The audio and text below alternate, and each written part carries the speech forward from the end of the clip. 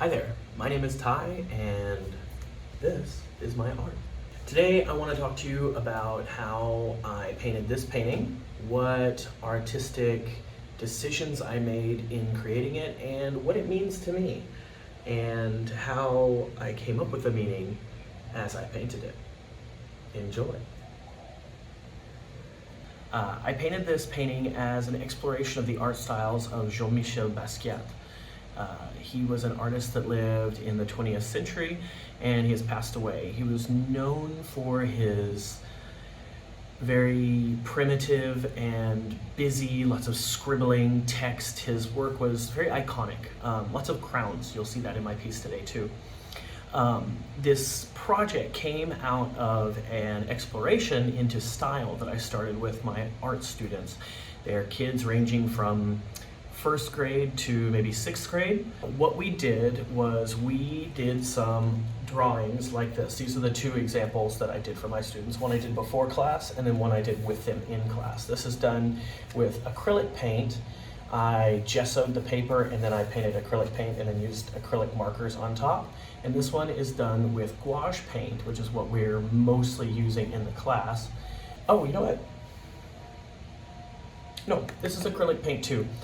And then the next morning in my daily sketchbook, this was my exploration into the style.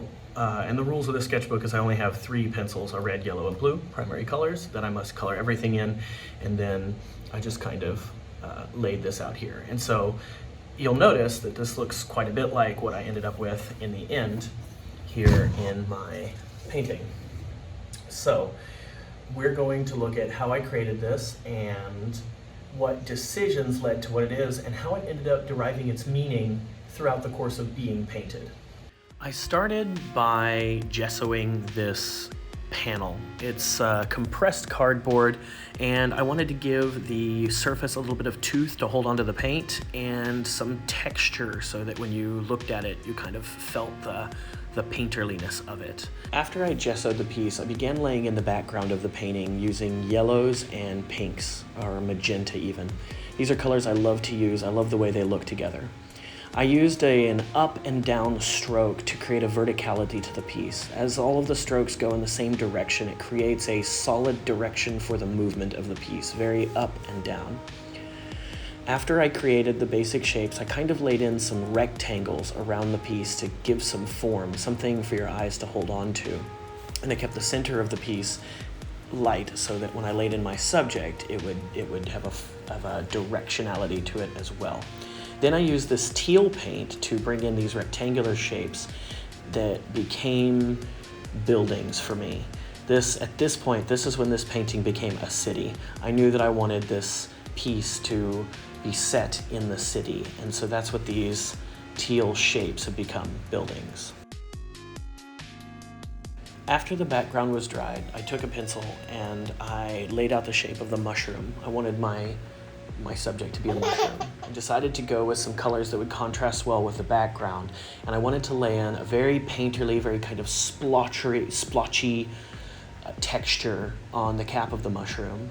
And so I started with a green and that same teal as before, and then I used red to create the contrast for the shadows, balance out that green with its complement. Then I took some yellow to bring in the highlights on the cap, and again just kind of build up the 3D dimensionality of the cap of this mushroom. I began to think about a mushroom in a city. What does that mean? What does that look like? As I painted the stalk, I decided that purple would be a great color to go with, or violet as we call it in art, because it would complement with the yellow very well. They would make each other pop. Then I would use that same blue and the teal throughout the stalk to create that same dimensionality, and the red, again, in the darker places for the value. It was a lot of fun to try to build up the shape of this mushroom using these colors, and probably the first time I was able to pull off the sort of ethereal splotchiness that I've seen in so many other artists' work. Actually, something I tend to see a lot in digital artwork. I loved adding these highly saturated points with the light teal and the very bright magenta in certain parts of the stalk. I don't know what the part of the mushroom is called that is there under the cap of the mushroom on the stalk, but that I decided to make the same color as the cap, and I'm happy that I did. I made some ribbing on it to give it some texture, and I started to get near the end of finishing this mushroom, and I was very, very happy with it. The next day, I got out my dried mushroom and decided to add my acrylic pen. It wouldn't be a Basquiat painting without a crown, and I wanted to start with something that would stand out against the non-yellow parts of the background and use this yellow acrylic marker. I lined the edges of the buildings and I added various doodles, shapes, stripes. I thought something about hash marks and hashtags. I thought about scribbles. I added this pink in because this neon play is definitely something I wanted to bring in as I was exploring the city. And this is where the meaning of the painting really started to come out to me. I started to think about waste. I started to think about the wealthy class and the poor. I started to think about how it's poor communities or immigrant communities that tend to add lots and lots of color to a neighborhood. It's those bright, vibrant communities of people from various backgrounds that add interest and diversity to a place, whereas wealthier areas tend to be much more homogeneous and more sterile even. And so that would be where the color comes into play here, these bright, vibrant colors, the neons, the things that stand out, the boldness. And then as I add these marks and scribbles, it kind of harkens to graffiti, another aspect of lower class or less policed areas. Many of the marks that I'm making are there for balance, are there for interest, are there to add contrast and to direct the viewer's flow. Then I took the black marker. This was going to be the piece that added the most contrast because black just stands out against everything. And so I added more marks. I wrote Chinese, I added windows to the buildings. I gave a lot of form to things. And what I hope that this piece conveys in the end is this idea that wealth creates waste. That waste, as some economic theories suggest, will trickle down.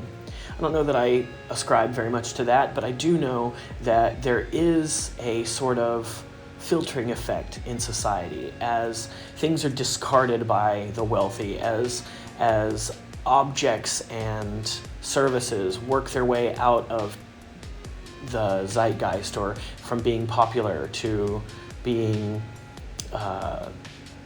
less vogue. They work their way into the lower class communities, and there's this recycling effect. Fungi are what are called saprophytes. They're organisms that eat things that die so that waste doesn't just pile up all over the world. And perhaps there is this interplay between the classes where the waste created by the upper class is consumed by the lower class.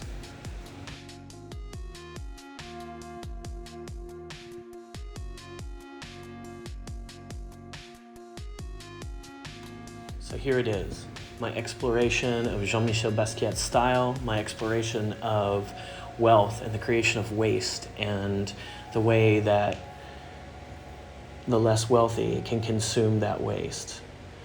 I love mushrooms and I love these colors. It's something I think that's very personal to me.